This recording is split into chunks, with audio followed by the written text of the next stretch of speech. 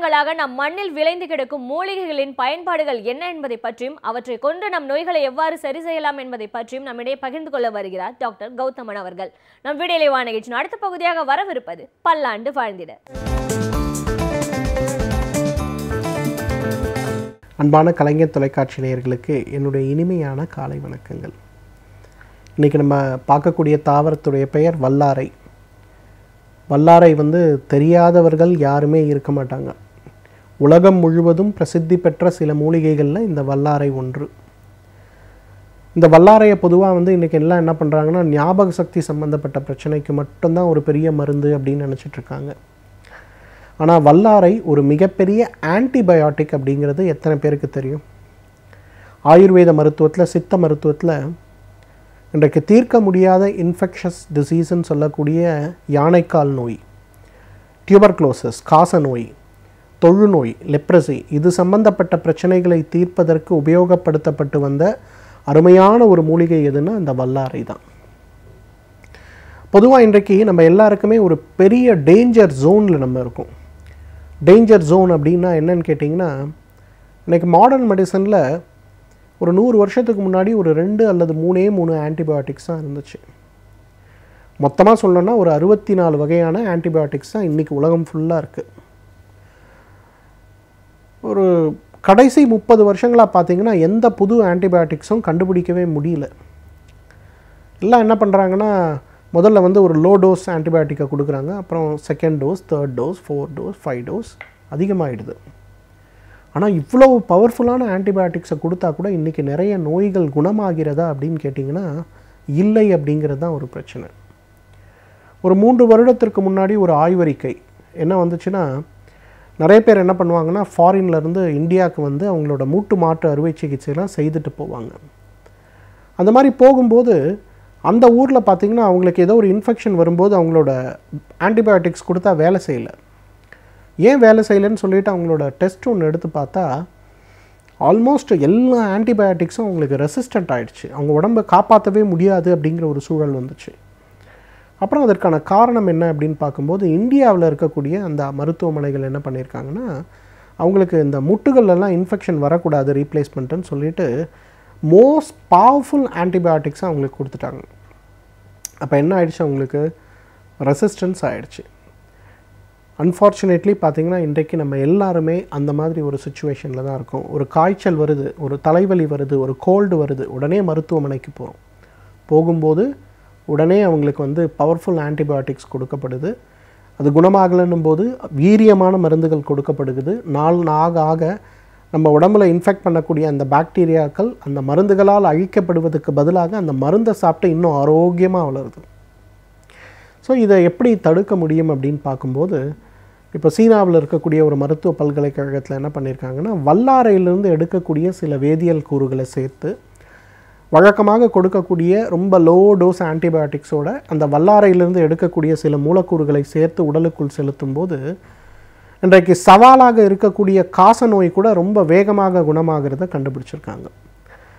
எப்படி இந்த கான்செப்ட் அவங்களுக்கு டெவலப் ஆச்சுன்னா, அந்த ஆராய்ச்சியாளர் ரொம்ப அழகாக சொல்கிறாரு, நான் இந்தியாவில் இருக்கக்கூடிய ஆயுர்வேத மருத்துவ முறையில் இந்த வல்லாரையை பற்றி இருக்கக்கூடிய குறிப்புகளை படித்தேன். அதன் பிறகு இதை நான் என்னோடய ரிசர்ச்சுக்கு ஒரு பேசிக் ப்ரோட்டோக்காலாக எடுத்து அதை நான் கொடுக்க ஆரம்பித்த பிறகு எனக்கு நல்ல ஆராய்ச்சி முடிவுகள் ஏற்பட்டது அப்படின்னு சொல்கிறாங்க. அப்போ யோசிச்சு பாருங்கள், அப்போ வல்லாரை உடலில் இருக்கக்கூடிய நோய் எதிர்ப்பு சக்திகளை தீர்ப்பதற்கும் நோய்களால், அதாவது வெளியிலிருந்து வரக்கூடிய பாக்டீரியாஸ்னால் ஏற்படக்கூடிய பிரச்சனைகளை நீக்கக்கூடிய எவ்வளவு பெரிய ஒரு மருந்து அப்படின்னு பாருங்கள். அதனால தான் பார்த்திங்கன்னா ஒரு 60 வருடத்திற்கு முன்பு யானைக்கால் நோய் ஏற்பட்டால் அதற்கு கொடுக்கக்கூடிய முதல் மருந்து வல்லாரையாக இருந்தது. வெரிகோஸ் வெயின் சம்பந்தப்பட்ட பிரச்சனை ஏற்பட்டாலோ, வெரிகோஸ் அல்சர் ஏற்பட்டாலோ அதை நீக்கக்கூடிய மிக முக்கியமான மருந்தாக எது இருந்தது? வல்லாரை இருந்தது. அதே போல் உடலில் அடிக்கடி ஏற்படுகின்ற காய்ச்சல், மாலை நேரங்களில் ஏற்படக்கூடிய காய்ச்சல், இரவு நேரங்களில் ஏற்படுகின்ற குளிர் ஜுவரம், பகல் நேரங்களில் ஏற்படுகின்ற பாடியோட டெம்பரேச்சர் ரைஸ் ஆகக்கூடிய காய்ச்சல், இந்த மாதிரி ஏற்படுகின்ற காய்ச்சலுக்கு நல்ல மருந்து எதுன்னு கேட்டிங்கன்னா வல்லாரை. அப்போ வல்லாரையை மருந்தாக தான் சாப்பிட்ணுமான்னு கேட்டிங்கன்னா அவசியமே கிடையாது. வல்லாரையை ஒரு உணவாகவே சாப்பிட்லாம்.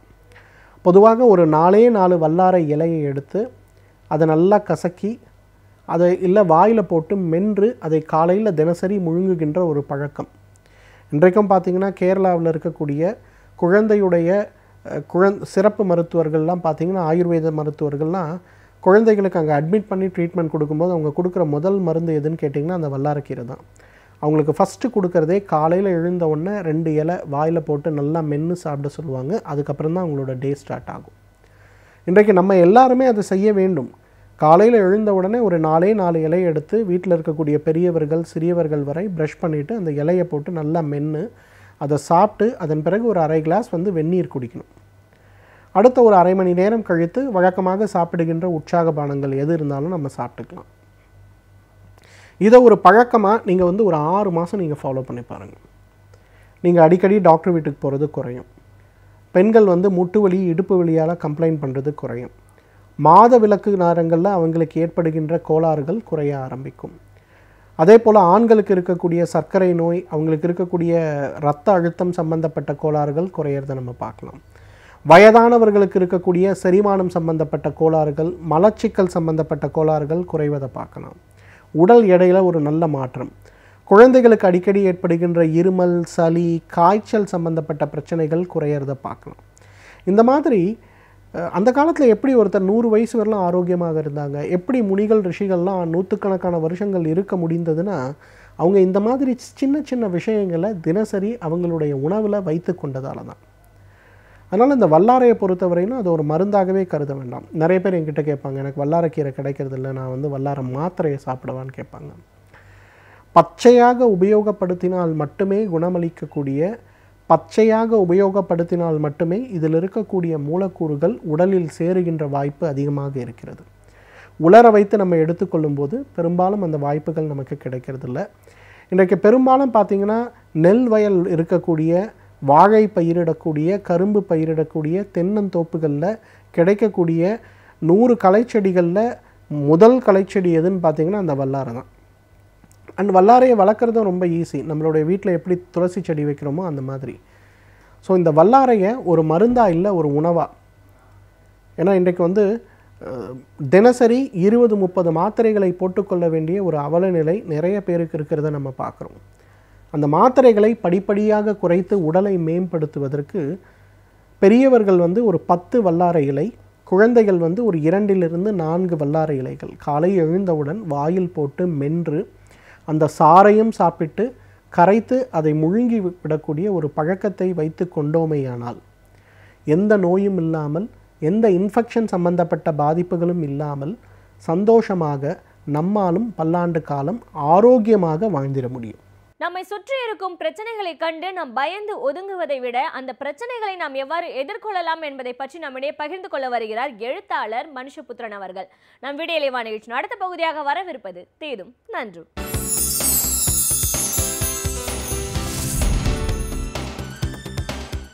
வணக்கம் நண்பர்களே, இன்னும் ஒரு இனிய காலை பொழுதில் தீதும் நன்றும் நிகழ்ச்சியில் உங்களை சந்திப்பதில் மிக்க மகிழ்ச்சி அடைகிறேன். தமிழகம் இப்பொழுது வரலாறு காணாத ஒரு வறட்சியில் தத்தளித்து கொண்டிருக்கிறது. இந்த வறட்சியினால் மனிதர்கள் படக்கூடிய அவலங்கள், மனிதர்கள் படக்கூடிய துயரங்கள் ஒருபுறம் என்றால், இப்போது அடித்து கொண்டிருக்கக்கூடிய இந்த வெயில் என்பது இதுவரைக்கும் இந்த தலைமுறையில் யாரும் பார்த்திராத ஒரு வெயிலாக இருக்கிறது. சென்னை போன்ற நகரங்கள் அதிக அளவிற்கு வெப்பத்தை, நினைத்து பார்க்க முடியாத வெப்பத்தில் இப்பொழுது தவித்து கொண்டிருக்கின்றன. அதுவும் இப்பொழுது அக்னி நட்சத்திர காலகட்டம் என்பதனால் மிகப்பெரிய அளவிற்கு மக்களை இந்த வெப்பத்தாக்குதல் மக்கள் மீது இருக்கும் என்று சொல்கிறார்கள். வெப்பத்திலிருந்து நம்ம எப்படி பாதுகாத்துக் கொள்வது என்பது ஒரு முக்கியமான கேள்வி. நாம் அதற்கு பல்வேறு விதமான உணவு முறைகளை பற்றி சொல்லப்படுகிறது. நிறைய நீர் குடிப்பது, குளிர்ந்த பானங்களை குடிப்பது, அதே போல் வெயில் அதிகம் செல்லாமல் இருப்பது என்றெல்லாம் பல்வேறு விதமான தீர்வுகள் சொல்லப்படுகின்றன. ஆனால் இயங்கிக் கொண்டிருக்கக்கூடிய மனிதர்கள், பணிகளுக்கு செல்லக்கூடியவர்கள், தங்கள் பிழைப்பிற்காக செல்லக்கூடியவர்கள், அவர்கள் பெரும்பாலானோர் இந்த விதிமுறைகளை பின்பற்றுவது மிகவும் கடினம். வெப்ப காலத்தில் பல்வேறு விதமான நோய்கள் தோன்றுவதற்கும் கூட இப்பொழுது ஒரு மிகப்பெரிய வாய்ப்புகள் இருக்கின்றன என்று தோன்றுகிறது. அப்படி இருக்கிற போது இந்த வெப்பத்தை எப்படி எதிர்கொள்ளப் போகிறோம், இந்த கோடையை எப்படி நாம் கடந்து செல்லப் போகிறோம் என்பது நம்முடைய மிகப்பெரிய கேள்வியாக இருக்கிறது. இதன் காரணமாக விவசாயம் உள்ளிட்ட பல தொழில்கள் எவ்வளவு பெரிய ஒரு பாதிப்பை அடைந்திருக்கின்றன என்பதையும் நாம் பார்க்கிறோம். மனிதர்களுடைய அன்றாட வாழ்க்கையில் தான் பிரச்சனைகள் இருக்கிறதா இந்த வெப்பத்தினால், இந்த கோடையினால் என்றால், இதைவிட பல மடங்கு பிரச்சனை விலங்குகளுக்கு இருக்கின்றன. மனிதர்களாவது தங்களுடைய வாழ்வாதாரத்தை எப்படியாவது தேடிக்கொள்வார்கள், அதற்கு மாற்று ஏற்பாடுகளை உருவாக்கி கொள்வார்கள். ஆனால் வனங்களில் வாழக்கூடிய உயிரினங்கள் என்ன செய்யும் என்பதுதான் மிக முக்கியமான கேள்வி. அப்படி இருக்கிற போது வனத்தை தவிர அவர்களுக்கு வேறு எதுவும் கிடையாது. குறிப்பிட்ட சில உணவுகளை தவிர அவற்றிற்கு வேறு எந்த மாற்று ஏற்பாடும் கிடையாது. இந்த சூழ்நிலையில் வனப்பகுதியில் இருக்கக்கூடிய விலங்குகள் குடிப்பதற்கு தண்ணீர் இல்லாமல், குடிப்பதற்கு புற்கள் இல்லாமல், உண்பதற்கான உணவு வகைகள் இல்லாமல் மிகப்பெரிய ஒரு அவலத்தை இன்றைக்கு சந்தித்து கொண்டிருப்பதை தொடர்ந்து வரக்கூடிய செய்திகள் சுட்டி காட்டுகின்றன. அப்படி பார்க்கிற போது கிட்டத்தட்ட நீர்நிலைகள் அனைத்துமே வறண்டு போய்விட்டன. நிறைய வனவிலங்குகள் அவற்றுடைய அடிப்படை இயல்பு என்னவென்றால், அவற்றிற்கு உணவு கிடைக்காவிட்டால் கூட கிணறுகளிலோ அல்லது ஆற்றிலோ குளங்களிலோ கிடைக்கக்கூடிய தண்ணீரை பருகிக்கொண்டே அவை சில நாட்கள் அவை உயிர் வாழக்கூடிய தன்மை உடையவை, உணவு கிடைக்கிற வரைக்கும். ஆனால் இப்பொழுது பெரும்பாலான ஆறுகள் வறண்டு போய்விட்டன, பெரும்பாலான குளங்கள் நீர்நிலைகள் வறண்டு போய்விட்டன. அப்படிப்பட்ட நிலையில் விலங்குகள் தண்ணீர் இல்லாமல் பெரும் தத்தளிப்பிற்கு ஆளாகி இருக்கின்றன. இந்த நிலையில் அவை உணவு தேடி தண்ணீரை தேடி அவை வனங்கள் முழுக்க அலைந்து கொண்டிருக்கின்றன.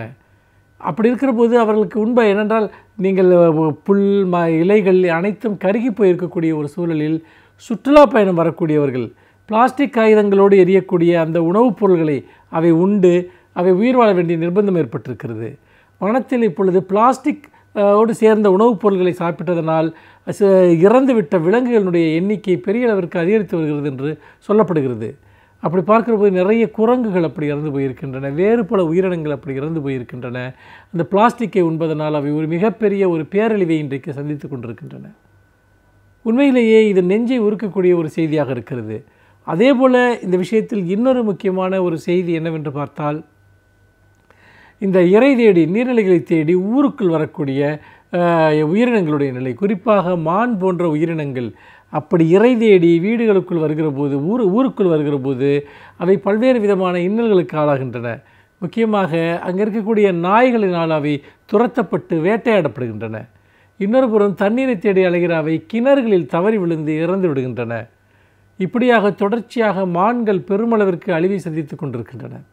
என்றால் தண்ணீர் என்பது அவற்றிற்கு ஒரு மிகப்பெரிய பிரச்சனையாக இருக்கிறது.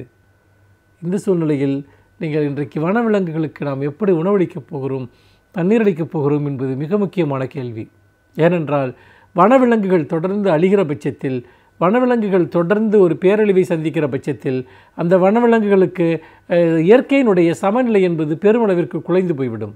அப்படி இயற்கையினுடைய சமநிலை என்பது குலைந்து போய்விட்டால் அதற்கு பிறகு இயற்கையில் நாம் மீட்க முடியாத பல்வேறு விதமான சேதாரங்கள் ஏற்பட்டுவிடும் என்பதை நாம் மறந்துவிடக்கூடாது.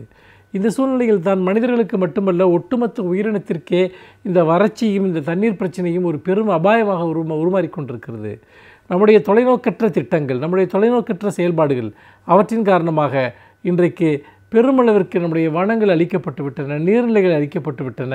அதன் காரணமாக நீங்கள் இன்றைக்கு தண்ணீர் என்பது ஒரு அரிய ஒரு பொருளாக மாறி வருவதை நாம் பார்க்கிறோம். எவ்வளவுதான் மழை பெய்தாலும் அந்த தண்ணீரை பாதுகாத்து வைப்பதற்கான, சேகரித்து வைப்பதற்கான எந்த ஏற்பாடுகளும் நம்மிடம் இல்லை. அப்படி எந்த ஏற்பாடுகளும் இல்லாத ஒரு நிலையில் நாம் என்ன செய்ய போகிறோம் என்பது மிக மிக முக்கியமான ஒரு கேள்வி. ஏனென்று கேட்டால், நீங்கள் தண்ணீரை பொறுத்த வரைக்கும் மனிதர்களை விட விலங்குகளுக்கு மிக முக்கியமான ஒரு பிரச்சனையாக அது உருமாறி இருக்கிறது. அப்படி இருக்கிற போது இந்த வறட்சியை தணிப்பதற்கு நாம் இயற்கையை மட்டும் நாம் எப்போதும் நம்பிராமல் மாற்று ஏற்பாடுகளை, மழைநீரை சேகரிப்பது, பசுமை பரப்புகளை அதிகரிப்பது என்பது மிக முக்கியமான ஒரு செயல். குறிப்பாக வனங்கள் அழிவதை பாதுகாப்பதும், புதிய மரங்களை நடுவதும், புதிய ஒரு புல்வெளிகளை உருவாக்குவதும் வனப்பகுதிகளில் மிக மிக அவசியம். என்றால் மிக நீண்ட கால நோக்கில் நாம் அத்தகைய திட்டமிட்ட செயல்களை செய்யாவிட்டால் நம்முடைய அபூர்வமான உயிரினங்கள் அனைத்தையுமே நாம் இழந்து விடுவோம். அதன் வழியாக நம்முடைய ஒட்டுமொத்தமான இயற்கை சமநிலையும் பெரும் அழிவை சந்திக்கும் என்பதில் எந்த சந்தேகமும் இல்லை. ஆகவே மனிதர்கள் பாதுகாக்கப்பட வேண்டும், வனவிலங்குகள் பாதுகாக்கப்பட வேண்டும். அதற்கு நீர்தான் ஆதாரம், நீரை அடிப்படையாக கொண்ட அந்த ஒரு அடித்தளம் தான் ஆதாரம். நாம் இப்பொழுது தண்ணீருக்காக ஒரு மிகப்பெரிய சவாலை ஒட்டுமொத்த உயிரினங்களும் சந்தித்து கொண்டிருக்கின்றன. அது மனிதர்களுடைய பிரச்சனையாக மட்டும் நாம் பார்க்கக்கூடாது, விலங்குகளுடைய பிரச்சனையும் அதுதான். அந்த வகையில் இந்த பிரச்சனைக்கு நாம் காணக்கூடிய தீர்வு என்பது உண்மையிலேயே நம்மை ஒரு புதிய நம்ம அடுத்த தலைமுறைக்கு நாம் எஞ்சியிருக்கக்கூடிய இயற்கை வளங்களை, மனித வளங்களை எடுத்துச் செல்கிற ஒன்றாக இருக்கும் என்று சொல்லி மீண்டும் இன்னும் ஒரு புதிய சிந்தனையோடு உங்களை சந்திக்கிறேன். நன்றி, வணக்கம். பல துறைகளில் பல சாதனைகளை படைத்த சிறப்பு விருந்தினர்கள் அவர்களுடைய அனுபவங்களை நம்முடன் பகிர்ந்து கொள்ளும் போது அது நமக்கு சிறந்த தூண்டுகோலாக அமைகின்றது. அந்த வகையில் இன்றைய சிறப்பு விருந்தினர் யார் என்பதை பற்றியும் அவர்கள் என்ன செய்திகளை நம்முடன் பகிர்ந்து கொள்ளப் போகிறார்கள் என்பதையும் பார்க்கலாம். நம் வீடியோவில் வா நிகழ்ச்சியின் அடுத்த பகுதியாக வரவிருப்பது சிறப்பு விருந்தினர் பகுதி.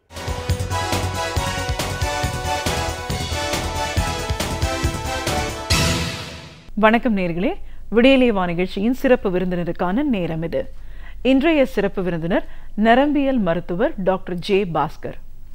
ஒரு நரம்பியல் மருத்துவரா நரம்பு சார்ந்த பிரச்சனைகள் அப்படின்னா என்ன, இதற்கான ஒரு தீர்வு அப்படின்னு வரும்போது இந்த மருத்துவத்துறை எப்படி வளர்ந்திருக்கு. நரம்பியல் துறை மட்டும் இல்லை, இதுக்கு முன்னாடியே இவர் ஒரு தோல் சம்பந்தமான மருத்துவராகவும் இருந்திருக்கார். தோள்கள் சார்ந்த பிரச்சனைகள் வந்து நீங்கள் நிறைய நம்ம பார்த்துட்டு இருக்கோம். அதையெல்லாம் தாண்டி ஒரு படைப்பாளியாக மருத்துவம் சார்ந்த பல விஷயங்களை புத்தகமாகவும் வெளியிட்டிருக்கார். நிறைய விஷயங்களை கருத்துக்களை இன்னைக்கு நாம டாக்டர் கிட்ட கேட்டு தெரிஞ்சுக்கலாம். வணக்கம் டாக்டர். வணக்கம். ஒரு மருத்துவரா ஒரு எழுத்தாளரா முதல்ல எங்கள் நிகழ்ச்சிக்கு உங்களை நாங்கள் வரவேற்கிறோம் சார். ரொம்ப நன்றி. மருத்துவம் அப்படின்னு சொல்லும்போது நீங்கள் ஒரு நரம்பியல் மருத்துவர். இப்போ வரைக்கும் நீங்கள் ப்ராக்டிஸ் பண்ணிட்டு இருக்கீங்க. நரம்பியல் சார்ந்த பிரச்சனைகள் அப்படின்னு வரும்போது இது ஒரு ரொம்ப ரேர், இது நிறைய பேருக்கு காமனாக தெரியக்கூடியதில்லை. ஒரு நரம்பியல் நியூரோ ப்ராக்டிஷனர்கிட்ட போகணுங்கிறதே நிறைய பேருக்கு தெரியாது. பிரச்சனைகளே ஃபஸ்ட்டு நரம்பு சார்ந்த பிரச்சனைகள்னு சீரியஸாக சொல்லக்கூடிய விஷயங்கள் தவிர மற்றபடி நம்மளுக்கு தெரியறதில்லை. என்னெல்லாம் பாதிப்புகள் வர்றதுக்கு வாய்ப்பு இருக்குது, அதற்கான மருத்துவம் இன்னைக்கு எப்படி வளர்ந்துருக்கு. இது மட்டும் இல்லாமல் இதுக்கு முன்னாடியே நீங்கள் வந்து ஒரு ஸ்கின் ஸ்பெஷலிஸ்டாகவும் இருந்திருக்கீங்க. ஸோ ஒரு சருமம் தோல் சம்பந்தமான வியாதிகள் இன்னைக்கு நிறைய இருக்கிறத பார்க்குறோம். இதுக்கு மாற்று மருந்து அலைட் மெடிசின்ஸ்லாம் வந்து ரொம்ப பிரபலமாக சொல்லிட்டு இருக்கிற இந்த இதில் ஏன் தோல் பிரச்சனைகள் வருது, அதுவும் ஒரு ஏஜ்க்கு அப்புறமா நம்மளுக்கு அந்த மாய்ஸ்சரைசிங் இல்லை, ஈரப்பதம் இல்லை அப்படிங்கிறதுனால வயதானவங்களுக்கும் நிறைய பிரச்சனைகள் இருக்கிறத பார்க்குறோம். ஒரு மருத்துவராக இதற்கான ஒரு தீர்வும், இதெல்லாம் பற்றி இவ்வளோ கேள்விகள் நீங்கள் கேட்குறீங்களே, இது மாதிரி நிறைய பேர் கேட்குறாங்க. அதுக்காகவே நான் படித்த விஷயங்களெல்லாம் புத்தகமாக போட்டிருக்கேன்னு சொல்லி உங்களோட மருத்துவம் சார்ந்த பல விஷயங்களுக்கான தீர்வாக உங்களுடைய புத்தகங்களே இருக்குது. ஒவ்வொரு நிலைகள்லையும் நீங்கள் எப்படி பயணப்பட்டு வந்தீங்க அப்படின்னு பல கருத்துக்களை எங்கள் நேர்களோட இன்னைக்கு முழுமையாக பகிர்ந்துக்கணும் சார். நிச்சயமாக. முதல்ல நம்ம ஒரு தோல் மருத்துவம்லேருந்து பேச ஆரம்பிக்கலாம். தோல் மருத்துவம் அப்படிங்கிறது என்ன மாதிரியான ஒரு பாதிப்புகள்லாம் இருக்கும்? ஏன் இதை கேட்குறேன்னா, இந்த ரெண்டு துறையிலையும் இன்னைக்கு வரைக்கும் நீங்கள் ஒரு ப்ராக்டிசிங் டாக்டராக இருந்துட்டு இருக்கீங்கிறதுனால நம்ம தோல் பிரச்சனையிலேருந்து பேச ஆரம்பிக்கலாம். உடம்புலேயே மிகப்பெரிய ஆர்கன் அப்படின்னா தோல் தான். தோல் இல்லைன்னா உடம்புக்கு ஒரு அழகோ ஒரு வடிவமோ ஒரு ப்ரொடெக்ஷனோ வராது. அது முக்கியமாக வெளியிலேருந்து சீதோஷ்ண நிலைகள் தொத்து எல்லாத்துலேருந்து காப்பாற்றுறது தோல் தான். தோல் தான் ரொம்ப முக்கியமான ஒரு அவயம்னு சொல்கிறோம். இந்த தோல் வியாதியை பற்றி நிறைய பேருக்கு தெரியாது. பாட்டி சொன்னாங்க, அவங்க சொன்னாங்க, வீட்டில் இருக்க மருந்தெல்லாம் போடுவாங்க, வேப்பிலை அரைச்சி போட்டேன்னுவாங்க, மஞ்சள் அரைச்சி போட்டேன்னுவாங்க. ஸோ பப்ளிக் அவேர்னஸ் அப்படிங்கிறது தோல் வியாதிகளை பொறுத்த வரைக்கும் ரொம்ப ரொம்ப குறைவாக தான் இருக்குது. இது ஒரு எக்ஸ்ட்ரீம். இன்னொரு எக்ஸ்ட்ரீமில் பார்த்தீங்கன்னா இந்த பியூட்டி பார்லர்ஸ் அந்த மாதிரி வர்றதெல்லாம் வந்து அவர்கள் சொல்லும்படியெல்லாம் கேட்க முடியாத நிலையில் மனிதர்கள் இருக்கிறார். ஸோ நம்முடைய பப்ளிக் ஒரு அவேர்னஸ், ஸ்கின் பற்றின ஒரு அவேர்னஸே இல்லை. ஆக்சுவலாக ஸ்கின் வந்து ரொம்ப ரொம்ப முக்கியமான ஒரு ஆர்கன். ஏன்னா உடலில் இருக்கும் வியாதிகளை ஸ்கின்ல பார்த்தே கண்டுபிடிச்சிடலாம். அதுதான் இம்பார்ட்டன்ட். அது ஒரு மிரர்னு சொல்லுவாங்க. It is reflecting the systemic diseases அப்படின்னு சொல்லுவாங்க. இப்போ கோவமாக நீங்கள் வந்தீங்கன்னா அப்படியே முகம்லாம் செவந்து இருக்குன்னா தோல் சிவப்பாக இருக்குன்னா கோவமாக இருக்காண்டா மூஞ்சிலும் செவந்து இருக்குது. வருத்தமாக இருக்கும்போது ஒரு ஆஷ் அண்ட் கிரே ஆகிடுது ஃபேஸ். ஸோ உணர்ச்சிகளை கூட அது வெளிப்படுத்தக்கூடிய ஒரு சக்தி வாய்ந்தது தோல். அந்த தோலில் நிறைய வியாதிகள் இருக்குது. சாதாரணமாக நம்ம வந்து தோல் வந்து ரொம்ப எளிமையாக நினச்சிட்டு கையில் கிடச்ச மருந்து போட்டுட்டு உயிருக்கே ஆபத்தான வியாதிகள்லாம் தோலில் வரக்கூடியனா இருக்குது.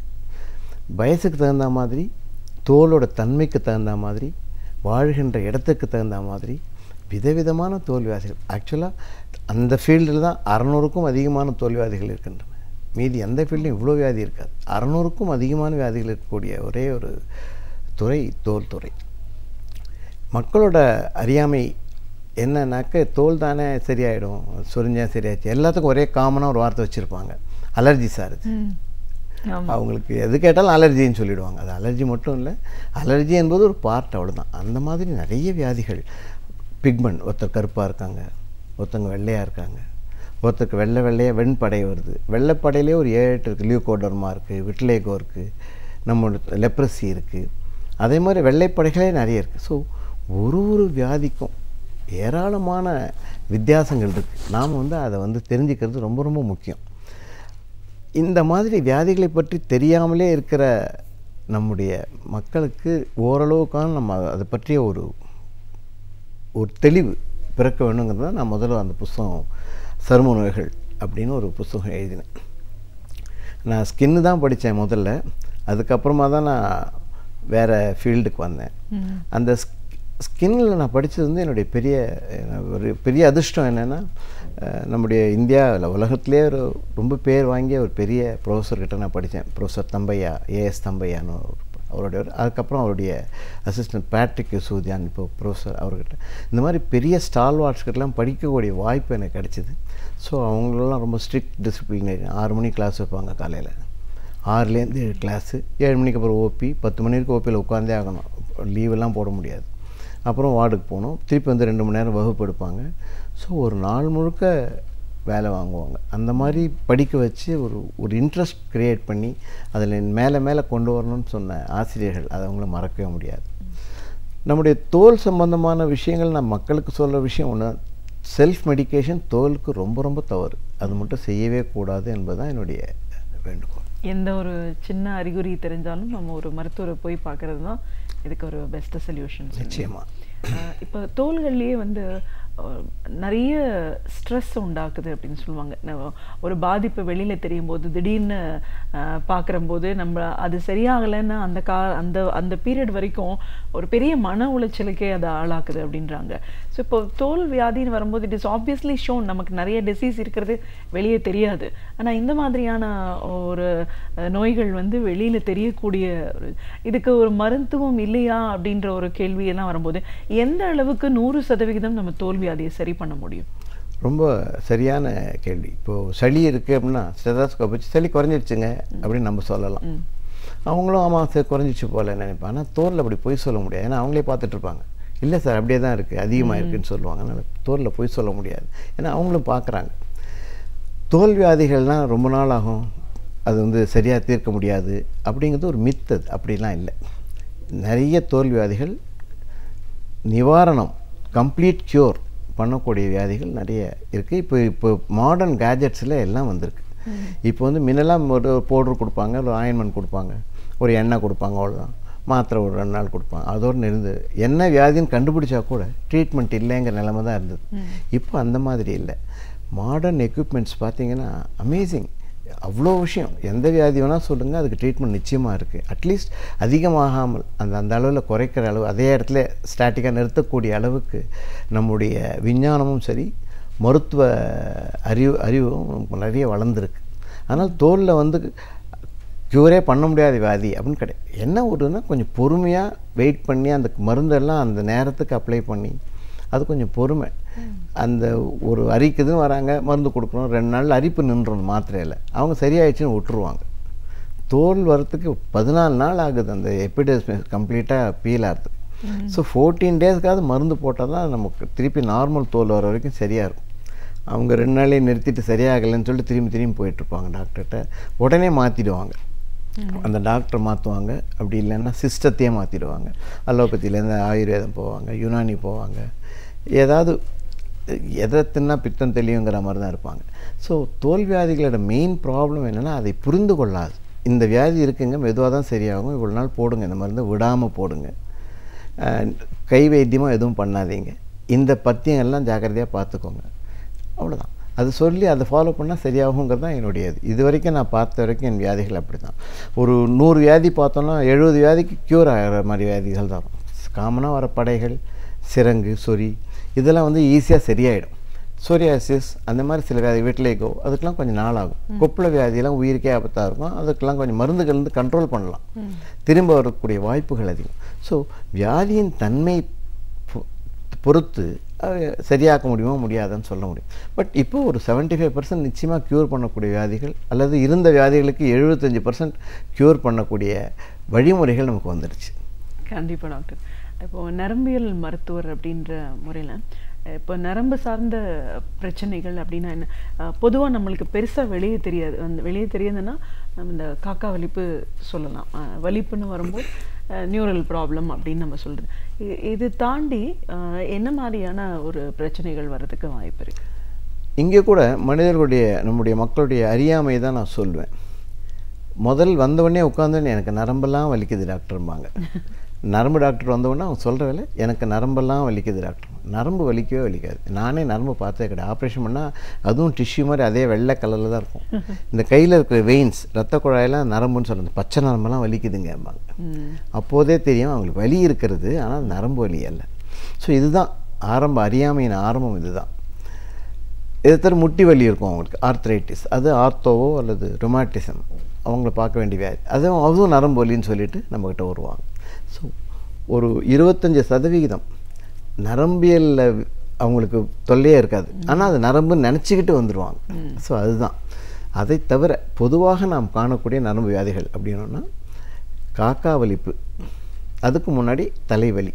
ஸோ முதல்ல தலைவலி, அதுக்கு பிறகு காக்கா வலிப்பு, மூன்றாவது நீங்கள் ஆச்சரியப்படுவீங்க சொன்னால் ஸ்ட்ரோக், அந்த பக்கவாதம்லாம் வருது இல்லையா, அது ரொம்ப காமனாக வரும்.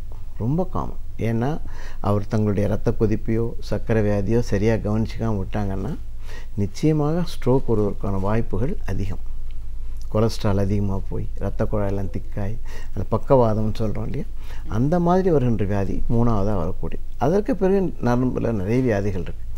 இப்போது இன்னும் காமனாக சொல்லணுன்னா எலும்பெல்லாம் தேயுது, கழுத்தில் எலும்பு தேயுது, சர்வைக்கல் ஸ்பாண்டலோசிஸ் சொல்கிறாங்க, முதுகில் எலும்பு தேயுது. அது வழியாக தான் நரம்பு காலுக்கும் கைக்கும் வருது. ஸோ அவங்க கை வலி கால் வலி இப்போவும் ரொம்ப காமனாக வருது. வயசு ஒரு 50 வயசு ஆகிடுச்சுன்னா அவங்க கை வலி கால் வலியோடு வராங்க. அந்த வலிகள்லாம் நரம்பு சேர்ந்தது தான். அதுபோல மயக்கம் வருதுங்கிறது நம்ம ஊரில் ரொம்ப கஷ்டமான விஷயம். ஏன்னா எல்லாத்துக்கும் ஒரு வார்த்தை வச்சுருக்காங்க தமிழ்நாட்டில், கேராக இருக்குங்கம்பாங்க. அந்த கேருங்கிறது எந்த லாங்குவேஜிலுக்குமே அர்த்தம் இல்லை. எனக்கு இது வரைக்கும் நான் படித்த வரைக்கும் அந்த மாதிரி வார்த்தையே கிடைக்காது. நம்ம ஊரில் மட்டும்தான் இருக்கும், கேராக இருக்கும்பாங்க. அவங்கள அதை டிசைஃபர் பண்ணி அது என்ன மாதிரி டிசீனஸாக, ஒரு எம்டி ஹெட்டட்னஸாக, அல்லது வெர்டைகோனா அந்த பில்டிங்கே சுற்றுற மாதிரி இருக்கும். அது என்ன மாதிரி மயக்கம் அப்படிங்கிறது, மயக்கமாக இருக்குங்களா, மயக்கம்லாம் இருக்குங்க, கேராக இருக்குது. ஸோ மயக்கம்னா அவங்களுக்கு என்னென்னு தெரியுது, ஆனால் அந்த கேருங்கிறத எக்ஸ்பிளைன் பண்ண முடியாது. ஸோ அது ரொம்ப காமனாக வரக்கூடிய விஷயம். இந்த மயக்கம் ஒரு வயசுக்கு அப்புறம் எல்லாருக்குமே வருகின்ற தலை சுற்றல் அல்லது மயக்கம், இதெல்லாம் தான் காமனாக பார்க்கக்கூடியது. ஒரு 100 கேஸ் பார்த்தோன்னா இதுலேயே ஒரு 80 பேர் இதுதான் இருப்பாங்க. மற்றதெல்லாம் ரேராக வரக்கூடியது தான், ஆனால் அது கண்டுபிடிக்கணும். நரம்புகள் மல்டிபிள் ஸ்க்ளரோசிஸ்ன்னு சொல்கிறோம். ஒரு காலத்தில் அந்த வியாதி நம்ம ஊரில் இல்லைன்னு சொல்லிட்டு இருந்தோம். இப்போ எம்ஆர்ஐலாம் வந்தப்புறம் அது நிறைய நம்ம பார்க்குறோம். அதுக்கான ட்ரீட்மெண்ட், மாடர்ன் ட்ரீட்மெண்ட்லாம் பண்ணுறோம். அந்த மாதிரி ஒரு நரம்பில் ஒரு மெனிஞ்சைட்டிஸ்லாம் முன்ன ரொம்ப காமன், தொற்று வியாதிகள்லாம் முன்ன ரொம்ப அதிகமாக இருந்தது. இப்போது நம்முடைய இம்ப்ரூவ்ட் லைஃப் ஸ்டைல், அதுலேயும் கொஞ்சம் ஜென்ரல் ஹெல்த் நல்லா இருக்கிறதுனால அந்த மாதிரி முன்னெல்லாம் டிபின்னா பயப்படுவோம். இப்போ டிபி கம்ப்ளீட்லி க்யூரபிள். டிபி எந்த இடத்துல இருந்தாலும் சரி, மூளையில் இருந்தாலும் சரி, மெனிஞ்சைட்டிஸ் மாதிரி டிபி மெனிஞ்சைட்டிஸ் இருந்தாலும், நரம்புகள் பாதித்தாலும், லங்கில் இருந்தாலும், ஸ்கின்னில் அந்த எங்கே டிபி இருந்தாலும் 100க்கு 100 நம்ம அதை குணப்படுத்த முடியும். ஸோ அந்த மாதிரி தொற்றுகள்லாம் இப்போ நமக்கு குறைஞ்சிருக்கு. ஆனால் டீஜெனரேட்டிவ் டிசீஸ்ன்னு சொல்கிறோம், வயசானதாலும் அதில் தானாக, ஃபார் எக்ஸாம்பிள் பார்க்கின்சன் டிசீஸ்ன்னு சொல்கிறோம். அவங்க கையெல்லாம் நடுங்கிட்டே இருப்பாங்க, குனிஞ்சு நடப்பாங்க, மெதுவாக நடப்பாங்க, ஸ்டிஃப் ஆகிடும் உடம்பு, பேச்சு கொளறி மெதுவாக பேசுவாங்க.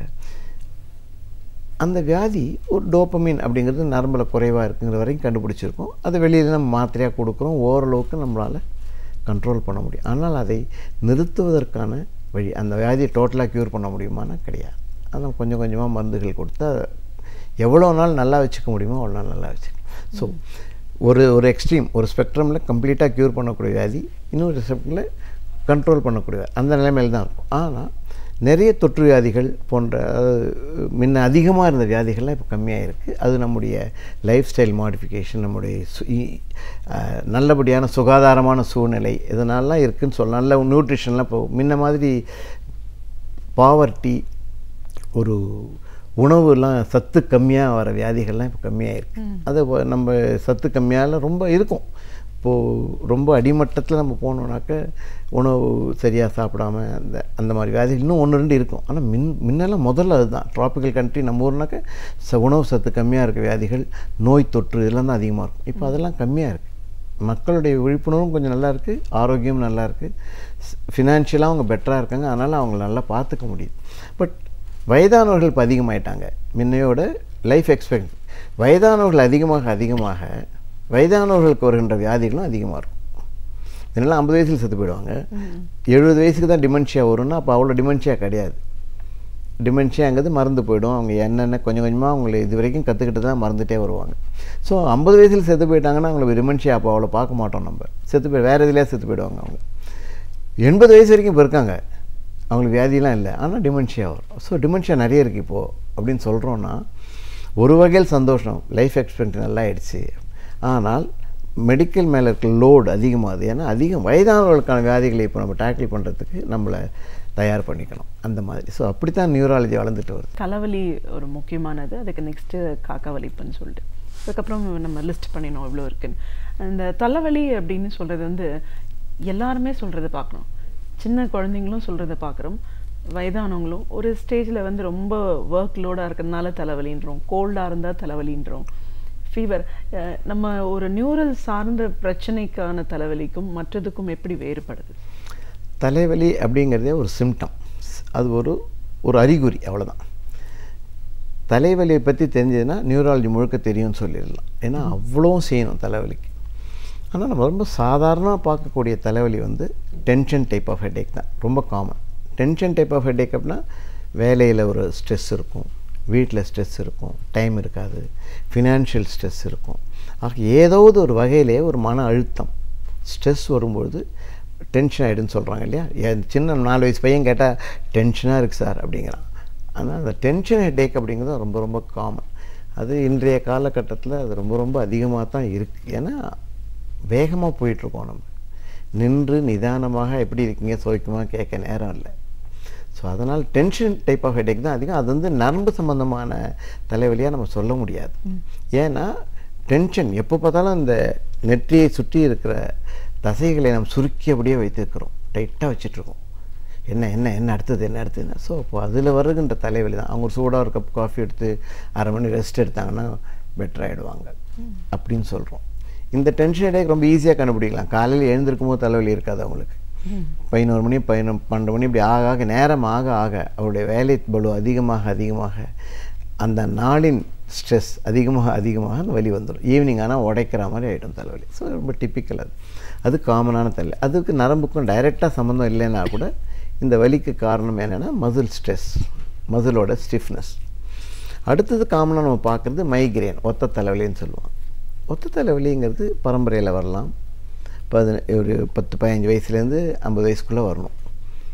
ஒரு பக்கம் வலிக்கும், வாமிட்டிங் இருக்கும்.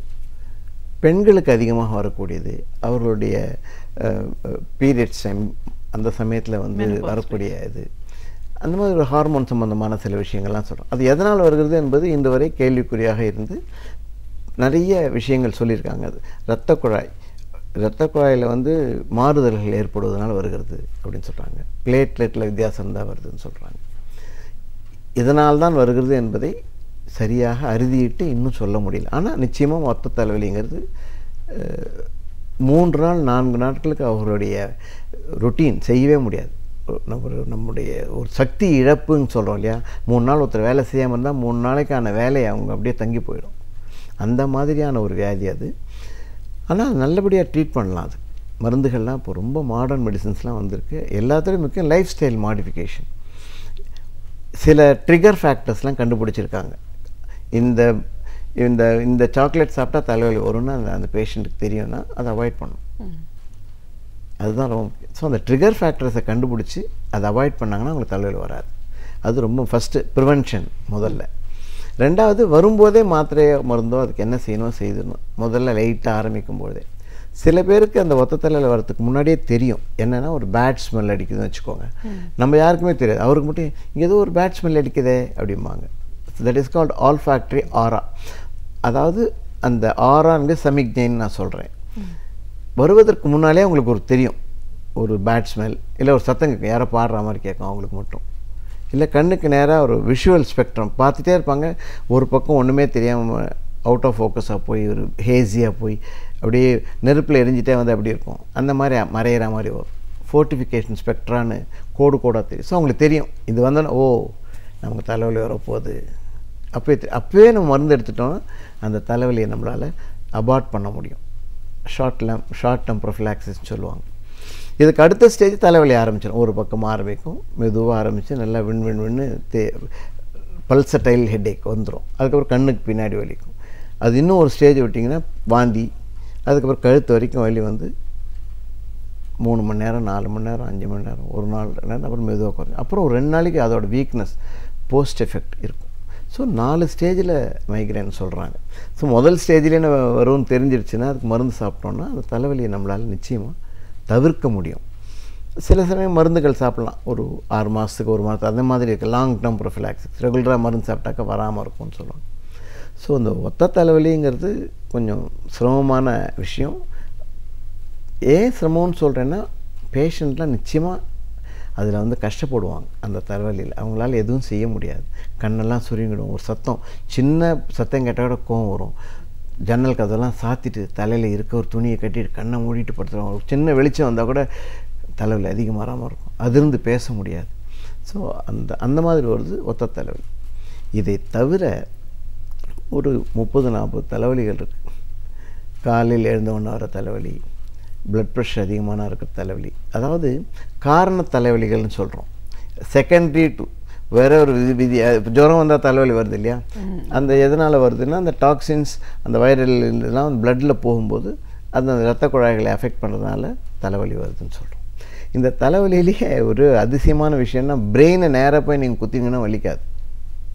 பிரெயின் வந்து இன்சென்சிட்டிவ் டு பெயின். பின்ன பெயின் எதுலேருந்து வருதுன்னா அந்த பிரெயின் சுற்றி இருக்கிற ஜவ்வுன்னு சொல்கிறோம், மெனிஞ்சஸ், அதுலேயும் அதில் இருக்கிற இரத்த குழாய்கள் விரிவடைவதனாலும் அதுக்கு நரம்பு சப்ளை இருக்குது, அது இழுக்கிறதுனால தான் வலிக்குதுன்னு சொல்கிறாங்க. டைரெக்டாக பிரெயினால் தலைவலி கிடையாது. முதல்ல தலைவலி வந்தோடனே தலையில் கட்டி இருக்குதா பாருங்கள் என்ன சொல்லுவாங்க. அது கடைசி ரொம்ப சின்ன பர்சன்டேஜ் தான். இதெல்லாம் தான் டென்ஷன் ஹெட்டேக், மைக்ரேன், ஒத்த தலைவலி. அதை தவிர செகண்டரி காரணங்கள் இருக்கலாம், ஏதாவது இன்ஃபெக்ஷன் அது மாதிரி. அந்த மாதிரி தலைவலிங்கிறது ஒரு சின்ன விஷயம் இல்லை. அதை இக்னோர் பண்ணாமல் இருக்கிறது நல்லது. எனக்கு ஒரு சின்ன ஒரு பேஷண்ட் பற்றி சொல்கிறேன். தலைவலின்னு சொல்லிட்டு ஒரு 70-year-old பர்சன், தெரிஞ்சவங்களோட ஃபாதர். அவர் தலைவலி சொல்லிருக்கார். நிறைய டாக்டருங்க பார்த்து எல்லா டெஸ்ட்டும் பண்ணிட்டாங்க.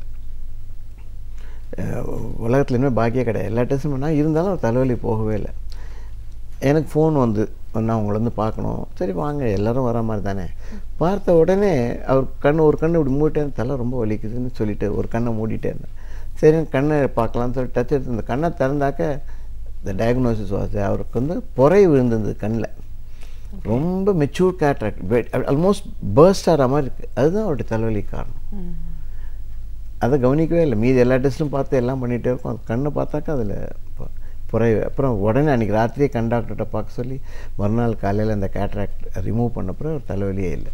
ஏன்னா அவர் நேரம் இல்லாமல் ஒரு வெளியூர்லாம் சுற்றிகிட்டே இருக்கிறவர். அவர் இருந்த நேரத்தில் பார்த்த டெஸ்ட் எல்லாத்துலேயும் நார்மல்னு சொன்னோன்னா கண்டுபிடிக்கும். அதாவது ஒரு விழிப்புணர்வுடன் இந்த மாதிரி இருக்கிறது காரணங்கள், சின்ன காரணங்கள் நம்ம ஞாபகம் வச்சுக்கணும். எல்லாம் பார்த்துட்டு ஒன்றுமே கடைசியில் பார்த்தா கொஞ்சம் சைனசைட்டிஸ் இருக்கும், அதனால் கூட தலைவலி விழுந்துட்டுருக்கும். இல்லை ஒரு சொத்த பொருள் இருக்கும், அதனால் தலைவலி வரும்.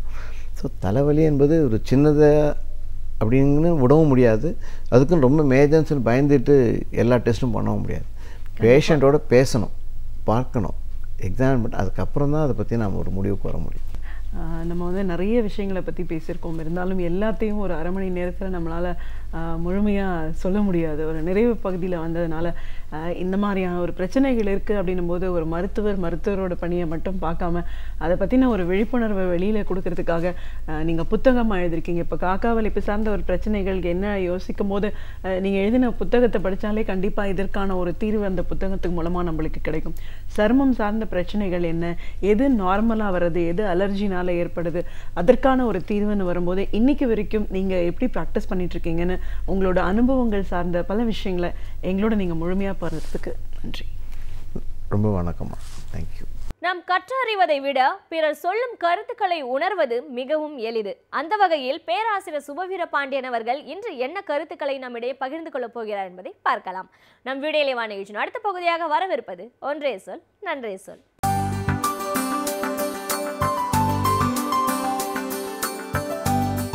அனைவருக்கும் என் அன்பு வணக்கம். உலக அன்னையர் தினம், தந்தையர் தினம் இரண்டுமே இந்தியாவில் மே மாதத்தில் தான் வருகின்றன. இந்தியாவில் என்று நான் குறிப்பிடுவதற்கு ஒரு காரணம் உண்டு. வெவ்வேறு நாடுகளில் வெவ்வேறு தேதிகளில் அந்த தினங்கள் நினைவு கூறப்படுகின்றன. ஒரே தேதி என்று இன்று வரையில் அவை இறுதி செய்யப்படவில்லை. இந்தியாவை பொறுத்தளவு மே 30ஆம் தேதியை அன்னையர் தினம் என்றும் 15ஆம் தேதியை தந்தையர் தினம் என்றும் அழைக்கிறார்கள். இவை இரண்டுமே ஒரு கிறிஸ்தவ மதத்தினுடைய கலாச்சாரத்திலே இருந்து வந்தவைதான். மதர்ஸ் டே அண்ட் ஃபாதர்ஸ் டே என்பது அந்த கிறிஸ்துவ பண்பாட்டினுடைய ஒரு பகுதி. பாதிரியார்களை அல்லது அங்கே இருக்கிற அம்மையார்களை மதர் என்றும் ஃபாதர் என்றும் பிரதர் என்றும் அழைக்கிற ஒரு மரபு அங்கிருந்து தான் வந்தது. 1908ஆவது ஆண்டே முதலாக த வேர்ல்ட் மதர்ஸ் டே என்று ஒன்று கொண்டாடப்பட்டது என்றாலும் அதற்கு பிறகு பிந்திய காலங்களிலே தான் அது உலக அளவில் ஏற்றுக்கொள்ளப்பட்டது. அதை போலத்தான் தூய யோசப், சென்ட் ஜோசப் அவர்களினுடைய பிறந்த நாளைத்தான் முதலில் தந்தையர் தினம் என்று அறிவித்தார்கள். பிறகு ஒவ்வொரு நாட்டிலும் ஒவ்வொரு நாளை அந்த தினமாக அனுசரிக்கிறார்கள். எந்த நாள் தந்தையர் தினம் என்பது அவ்வளவு முதன்மையானதில்லை. அன்னையரை தந்தையரை நினைவு கூறுகிற அல்லது வாழுகிற போது அவர்களிடத்தில் அன்பு காட்டுகிற அந்த போக்கு என்பதுதான் இந்த தினங்களை கொண்டாடுவதற்கான நோக்கம். இந்த இடத்தில் நாம் இன்னொன்றையும் குறிப்பிட வேண்டும். பலர் சொல்லுகிற செய்தி, இவையெல்லாம் நம் நாட்டிற்கு பொருந்துகின்றவை இல்லை. எப்போதாவது அம்மாவை அப்பாவை பார்க்கிறவர்கள் வேண்டுமானால் அன்னையர் தினத்தை தந்தையர் தினத்தை கொண்டாடலாம். எப்போதும் அம்மாவோடும் அப்பாவோடும் இருக்கிற அவர்களின் நினைவோடு இருக்கிற நாம் தனியாக ஒரு நாடை அப்படி தேர்ந்தெடுக்க வேண்டியதில்லை என்று சொல்லுகிறவர்கள் உண்டு. ஆனால் இன்றைக்கு நம்முடைய நாட்டிலும் கூட எல்லோரும் தாயுடனும் தந்தையுடனும் சேர்ந்திருக்கிறோம் என்று சொல்ல முடியாது. கூட்டு குடும்பங்கள் சிதைந்து போய்விட்டன. மேலை நாடுகளிலே இயல்பாக பல பழக்கங்கள் உண்டு. நவம்பர் மாதத்தின் இறுதியில் அமெரிக்காவிலே தேங்க்ஸ் கிவிங் வீக் என்று சொல்லுவார்கள். நன்றி சொல்லுகிற வாரம். பிள்ளைகளெல்லாம் எங்கெங்கோ இருப்பார்கள். அந்த குறிப்பிட்ட நாள்களில் எல்லா பிள்ளைகளும் தங்களினுடைய பெற்றோரை தேடி வருவார்கள். தங்களை வளர்த்ததற்காக ஆளாக்கியதற்காக பெற்றோர்களுக்கு நன்றி சொல்லுகிற நாள் என்று அதனை அவர்கள் குறிப்பிடுகிறார்கள். இன்றைக்கு நம் நாட்டிலும் ஏறத்தாழ நிலை அதுவாகத்தான் இருக்கிறது. பிள்ளைகள் எல்லோரும் எங்கெங்கோ இருக்கிறார்கள். ஆனாலும் அந்த குறிப்பிட்ட நாளில் வந்து சந்தித்து அப்படி ஒரு நன்றி கூறுகிற ஒரு வழமை இன்னமும் இல்லை என்றாலும் கூட இப்படி அன்னையர் தினம் என்றும் தந்தையர் தினம் என்றும் சொல்லுவதன் மூலம் பெற்றவர்களை எண்ணி பார்க்கிற, நாம் பெற்றவர்களாக ஆகும்போது ஆற்ற வேண்டிய கடமைகளை நினைவுபடுத்தி கொள்ளுகிற ஒரு நாளாக இதனை பார்க்கலாம்.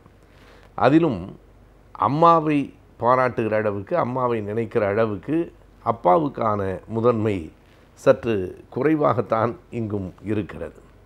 அப்பாவுக்கு ஒரு குடும்பத்தின் வளர்ச்சியில் பங்கு இல்லை என்பதில்லை. ஆனால் தாயினுடைய பங்கு கூடுதல்.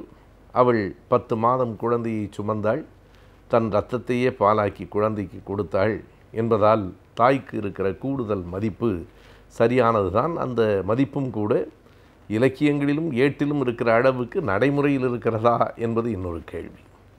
இன்னொரு பார்வையில் பார்க்க போனால் இங்கே இன்னொரு மரபு இருக்கிறது. அம்மா என்றால் அன்பு, அப்பா என்றால் அறிவு. அம்மா ஏதோ அறிவில்லாதவரை போலவும் அப்பா அன்பில்லாதவரை போலவும் நாம் கருத வேண்டியதில்லை. அன்பு அம்மாவினுடைய முதன்மை பாத்திரமாகவும் அறிவு அப்பாவிடத்திலே கூடுதலாக இருப்பதாகவும் ஒரு நிலவுடைமை சமூகத்தின் போக்கில் கருதப்பட்ட பார்வை அது.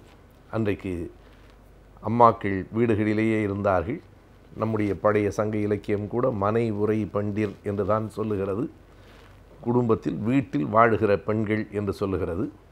கடல் கடந்து போவது பெண்களுக்கு இல்லை என்றும் ஒரு மரபு இருக்கிறது. எனவே வெளி உலகம் போய் வருகிற ஆண்கள் அறிவு சார்ந்தவர்களாகவும் வீட்டுக்குள்ளேயே இருக்கிற பெண்கள் அன்பு சார்ந்தவர்களாகவும் பார்க்கப்படுகிற பார்வையின் வெளிப்பாடு அது. காலங்கள் மாறி இருக்கின்றன. அந்த சமூகம் முடிந்து போயிற்று. இன்றைக்கு ஆணாக இருந்தாலும் பெண்ணாக இருந்தாலும் எல்லோரும் வெளியில் போக வேண்டும், வேலைக்கு செல்ல வேண்டும், இருவரும் தான் பணம் திரட்டி வர வேண்டும் என்கிற நிலை வந்திருக்கிறது. எனவே இனி நாம் அந்த வரிகளை கூட இப்படித்தான் மாற்றி சொல்ல வேண்டும். அம்மா என்றாலும் அப்பா என்றாலும் 2 பேரும் அன்புக்கும் அறிவுக்கும் குறியீடுகள் என்று தான் சொல்ல வேண்டும். எனவே அப்பாவுக்கும் ஒரு பெரும் பங்கு இருக்கிறது. பல வீடுகளில், தாயில்லாத வீடுகளில் தந்தையே தங்களின் பிள்ளைகளை வளர்க்கிற போது அவர்களைத்தான் நம் மரபில் நாம் தாயுமானவன் என்று சொல்லுகிறோம். அது புராணத்திலிருந்து வந்ததாக இருந்தாலும் கூட தாயில்லாமல் குழந்தைகளை வளர்க்கிற ஒவ்வொரு தந்தையும் தாயுமானவன் தான். அவனே தந்தையானான், தாயும் ஆனான் என்பதனால் தான் தாயுமானவன் என்று நாம் சொல்லுகிறோம். பொதுவாக ஆண் பிள்ளைகள் அம்மாவிடத்திலும் பெண் பிள்ளைகள் அப்பாவிடத்திலும் கூடுதல் பாசத்தோடு இருப்பதும் இந்த மரபுகளிலே ஒன்றுதான். ஆனால் ஆண் குழந்தைகள் அம்மாவோடு மட்டும்தான் என்கிற பொருளிலே இல்லை. இவையெல்லாம் காலகாலமாக வளர்ந்து வருகிற பழக்கங்களை பொறுத்தது. ஆனால் அப்பா என்கிற ஒரு குறியீடு நம்மை பொறுத்தளவு அப்பா என்பது ஒரு அன்பின் அடையாளம்தான், அறிவின் அடையாளம்தான். இந்த தந்தையர்களின் நாளில் ஒவ்வொருவரும் தங்கள் தந்தைகளை, தங்கள் தந்தைகள் தங்களுக்கு தந்திருக்கிற அந்த செல்வங்களை, செல்வம் என்பதை நான் பொருள் என்கிற அடிப்படையில் மட்டும் சொல்லவில்லை. பொருளும் வாழ்விற்கு தேவை என்பதை ஒரு நாளும் நாம் மறக்க முடியாது. ஆனால் வெறும் பொருள் அல்ல, செல்வம் என்பது அன்பு, அறிவு எல்லாவற்றையும் உள்ளடக்கியது தான். இன்றைக்கு வரைக்கும் நம்முடைய நாட்டில் என்னதான் தொழில்நுட்பம், அறிவியல் எல்லாம் வளர்ந்தாலும் ஒரு குடும்பமாக வளர்கிற ஒரு பாங்கு தான் இப்போதும் இருக்கிறது. குடும்பங்கள் உடைந்து போய்விடவில்லை. குடும்பங்கள் உடைய வேண்டுமா கூடாதா என்கிற விவாதங்கள் எல்லாம் வேறு பக்கம். ஆனால் குடும்பங்கள் இன்று வரையிலே உடைந்து போகாமல் குடும்பம் என்பதுதான் ஓர் அலகு, ஒரு யூனிட் என்று பார்க்கிற பார்வை நம்மிடத்திலே இருக்கிறது. மேலை நாடுகளிலே ஒவ்வொரு தனி மனிதனும் ஒரு அலகாக பார்க்கப்படுகிறான். அவன் திருமணம் என்பது அவன் சார்ந்தது. அவன் படிப்பை அவன் முடிவு செய்வான். ஒவ்வொரு தனி மனிதனும் ஆணோ பெண்ணோ தனித்தனி அலகுகளாக பார்க்கப்படுகிற ஐரோப்பிய இயல்புக்கு மாறாக இன்று வரையில் இந்தியா போன்ற நாடுகளிலும் கீழே நாடுகளிலும் குடும்பங்களே ஓர் அலகாக பார்க்கப்படுகின்றன. ஆகையினால் குடும்பம் என்று வருகிற போது தாயும் தந்தையும் தான் அந்த குடும்பத்தின் வேர்களாக இருக்கிறார்கள். அந்த இருவரில் யார் பெரியவர் என்று நாம் ஒப்பிட்டு பார்க்க வேண்டியதில்லை. இருவரும் உயர்ந்தவர்கள். இருவரிடத்திலிருந்தும் அன்பை பெற்றோம், இருவரிடத்திலிருந்தும் அறிவை பெற்றோம். எதற்காக என்றால் அடுத்தவர்களுக்கு நாம் அன்பையும் அறிவையும் கொடுப்பதற்காக அவைகளை நாம் பெற்றோம். பைபிளிலே ஒரு வரி உண்டு. சீடர்களை பார்த்து இயேசுநாதர் சொல்லுவதாக அந்த வரி அமைந்திருக்கும். இலவசமாய் பெற்றீர்கள், இலவசமாய் கொடுங்கள். நான் எதையும் உங்களுக்கு விலைக்கு தரவில்லை. இலவசமாய் பெற்றீர்கள், இலவசமாய் கொடுங்கள். அன்பை, அறிவை நாம் பெற்றோரிடமிருந்து இலவசமாய் பெற்றோம். அதை இந்த உலகுக்கு இலவசமாய் கொடுப்போம். நோயின்றி வாழ்வது மனிதனுக்கு அழகு. எனவே நோயின்றி எவ்வாறு வாழலாம் என்பதை பற்றி இன்றைய மருத்துவம் பகுதியில் பார்க்கலாம். நம் வீடியோலை வா நிகழ்ச்சியின் அடுத்த பகுதியாக வரவிருப்பது ஆலோசனை நேரம்.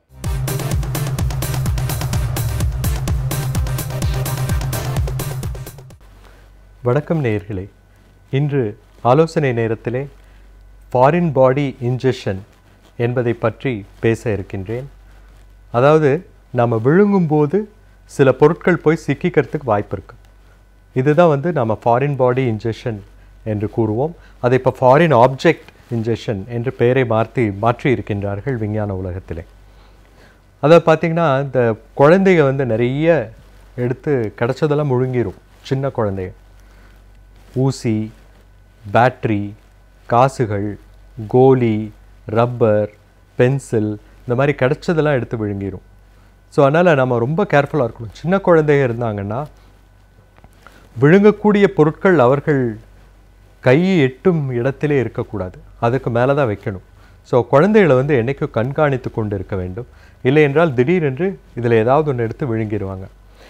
அது இப்போ உணவு குழாயில் போய் அடைச்சா கூட கவலை இல்லை, ஏன்னா பிரச்சனை இருக்காது. ஆனால் மூச்சுக்குழாய் போய் அடைச்சதுன்னா மூச்சுத்திணறல் வரும். ஸோ அப்படி எடுத்து உடனடியாக மூச்சுத்திணறல் குழந்தைக்கு ஏற்பட்டு ஏதாவது விழுங்கி மூச்சுத்திணறல்னு வச்சுங்க. உடனடியாக என்ன பண்ணணும், சின்ன குழந்தையாக இருந்தால் தலை கீழே திருப்பி பிடிச்சி காலை மேலே வச்சுட்டு தலையை கீழே தொங்க விட்டு முதுகில் 2 வாட்டி தட்டினா அது வெளியே வந்துடும். அதான் first aid, emergency treatment. Even சில சமயங்களில் சின்ன குழந்தை, பிறந்த குழந்தை பால் குடித்து திடீர்னு மூச்சு குழாய்க்குள்ளே போய் திணறுதுன்னு வச்சுங்க. அப்போ கூட இந்த மாதிரி தாய்மார்களுக்கு தெரியும், அந்த குழந்தையை திருப்பி பிடிச்சி தட்டுவாங்க, அது சரியாயிடும், அது கக்கிடும். இது ரொம்ப it's first aid, emergency aid. So இப்போ இந்த குழந்தைகள் நிறைய முழுங்கிட்டு வராங்க.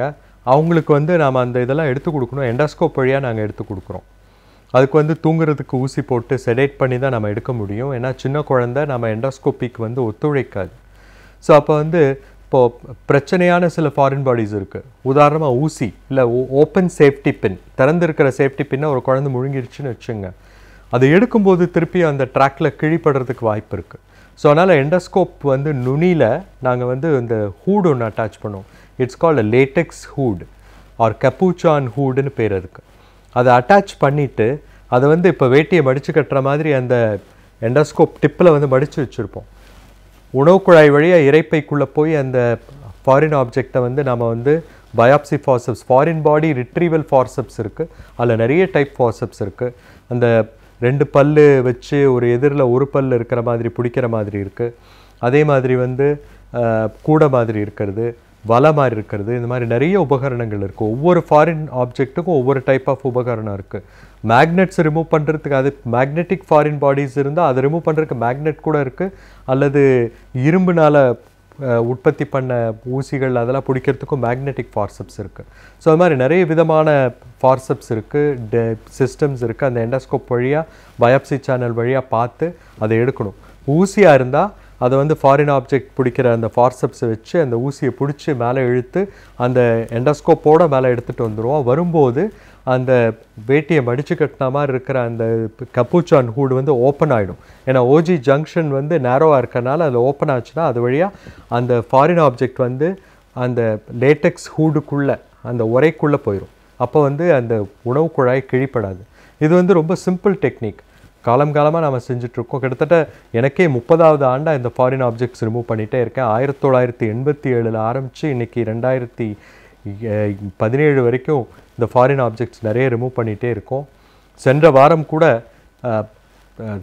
கணவன் மனைவி இருவரும் மருத்துவர்கள், அவங்க 2 பேரும் ஆஸ்பத்திரிக்கு போயிருந்தப்போ அந்த குழந்தை வந்து பேட்டரி எடுத்து முழுங்கிடுச்சு. ஸோ அடித்து பிடிச்சி ஓடி வந்தாங்க. உடனடியாக 10 நிமிடங்களில் நாங்கள் அந்த இதை வந்து எடுத்து கொடுத்துட்டோம். அந்த பேட்டரியை எண்டோஸ்கோப் வழியாக எடுத்து கொடுத்துட்டோம். ஸோ இந்த மாதிரி ஈஸியாக அதை வந்து எடுத்துடலாம். ஆனால் நம்ம வந்து கண்டுபிடிக்கணும் அது விழுங்கியிருக்காங்கன்னு. நாள் கடத்தக்கூடாது, காலம் கடத்தக்கூடாது. இந்த மாதிரி முழுங்கின உடனே அதுக்கப்புறம் நிறைய பேர் சாப்பிட கொடுப்பாங்க. வாழைப்பழம் சாப்பிடு, இதை சாப்பிடு, அதை சாப்பிடுன்னு ஒன்றும் கொடுக்கக்கூடாது. வெறும் வயிற்றோடு இருந்தால் தான் பண்ண முடியும். ஏன்னா சாப்பாட்டுக்கு அப்புறம் நீங்கள் கூப்பிட்டு வந்தீங்கன்னா இரைப்பையில் இருக்கிற அந்த உணவுக்கு நடுவில் அந்த இது வந்து அந்த ஃபாரின் ஆப்ஜெக்ட் போய் உட்காந்துக்கும். அதை வந்து எண்டோஸ்கோப் வழியாக தேடி கண்டுபிடிக்கிறது கூட கஷ்டம். அதனால் ஏதாவது ஃபாரின் ஆப்ஜெக்ட் யாராவது குழந்தைகள் விழுங்கி இருந்தால் எதுவுமே கொடுக்காதீங்க. தண்ணி கொடுக்கக்கூடாது, பால் கொடுக்கக்கூடாது, உணவு கொடுக்கக்கூடாது. அப்படியே ஒரு மருத்துவமனைக்கு கூப்பிட்டு போங்க, அழகாக அவங்க எடுத்து கொடுத்துருவாங்க. பெரியவர்களுக்கு கூட விழுங்குற கஷ்டம் வரலாம். ஸோ அது வந்து ஏன் வருதுன்னு பார்த்தீங்கன்னா, உணவு குழாயில் அடைப்புகள், சுருக்கங்கள் இருந்தால் அந்த சுருக்கத்தில் போய் இந்த உணவு போய் உட்கார்ந்ததுன்னா அடைச்சிக்கும். ஸோ இப்போ ஃபார் எக்ஸாம்பிள் ஸ்ட்ரிக்சர், பெப்டிக் இசோஃபேஜைட்டிஸ், அதாவது அமிலம் மேலே வரதுனால உணவு குழாயில் ஏற்படுகின்ற அந்த சுருக்கம், அந்த வந்து அந்த பகுதி சுருங்கி இருக்குன்னு வைங்க. இல்லை இசோஃபேஜல் வெப்பு, இல்லை இசோஃபேஜல் ரிங்கு, அல்லது post radiation or post pill oesophagitis, அதனால் வர உணவு குழாய் சுருக்கங்கள்லாம் இருக்குன்னா அதில் போய் நாம் வந்து நல்லா மென்று சாப்பிடாமல் விழுங்கினோன்னா அது போய் அப்படியே பெரிய பீஸாக போய் உட்காந்துக்கும். அப்போ அது போய் அடைச்சிக்கும். அப்போ எண்டோஸ்கோப் வழியாக இந்த பாஸ்கெட் போட்டு, இல்லை மீன் வலை மாதிரி இருக்குது, ஃபிஷ் நெட் பாஸ்கெட், அதை போட்டு அந்த உணவு குழாயில் இருக்கிற அடைச்சிருக்கிற உணவு பூரா எடுக்கணும். அப்போ எடுத்தால் தான் நமக்கு வந்து அது ரிலீஸ் ஆகும்.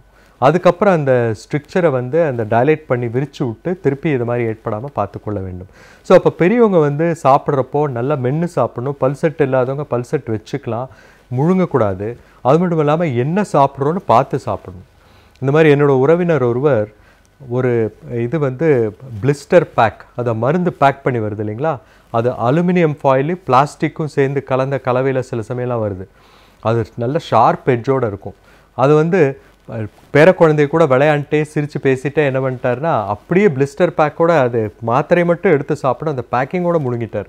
அந்த பேக்கிங்கோடு முழுங்கின அந்த இது வந்து உள்ளே போய் குடலை கிழிச்சு குடல் பொத்தல் பண்ணி அதுக்கு அவசர ஆப்ரேஷன் பண்ணி அதுக்கப்புறம் அது எடுக்க வேண்டியதாக போச்சு.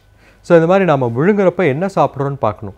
இன்னும் ஒரு 20 ஆண்டுகளுக்கு முன்னாலே ஒரு பாராளுமன்ற உறுப்பினர் அவர்கள் ஐரோப்பா நாட்டில் பேசிகிட்டே சாப்பிட்டு இருந்தாங்க. சாப்பிடும்போது மட்டன் பீஸ் போய் மூச்சுக்குழாயை அடைச்சி அங்கேயே அவர்கள் இறந்து போகிற நிலைமை ஏற்பட்டது.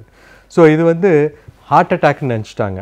பட் வந்து ஹீம்லிக் மெனுவர் என்று ஒன்று இருக்கிறது. இந்த மாதிரி சாப்பிடும் பொழுது திடீர்னு மூச்சு திணறல் ஏற்பட்டால் ஹார்ட் அட்டாக்னு உடனடியாக நினைக்கக்கூடாது. முதல்ல வந்து நம்ம நினைக்கணும் அந்த உணவு போய் அடைச்சிருக்கலாம் மூச்சுக்குழாயை, அப்படிங்கிறது தான் முக்கியம்.